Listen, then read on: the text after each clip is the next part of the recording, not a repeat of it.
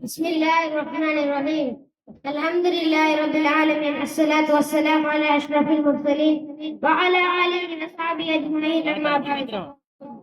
ಗೌರವಾನ್ವಿತರೇ, ನನ್ನ ಪ್ರೀತಿಯ ಗುರುಗಳೇ, ನನ್ನಲ್ಲಿ ಅರ್ಪಿತವಾದಂತಹ ವಿಚಾರ ಇಸ್ಲಾಮೋಫೋಬಿಯಾ ಅಥವಾ ವೈವಿಧ್ಯ ಇಸ್ಲಾಂ. ಪ್ರೀತಿಯ ಸಹೋದರರೇ, ಆಧುನಿಕ ಜಗತ್ತಿನಲ್ಲಿ ಅತ್ಯಂತ ಹೆಚ್ಚು ಚರ್ಚೆಗೆ ರಸವಾಗಿತ್ತಿರುವ ಧರ್ಮಗಳ ಪೈಕಿ ಒಂದು ಧರ್ಮವಾಗಿ ಪವಿತ್ರವಾದ ಇಸ್ಲಾಂ ಧರ್ಮ.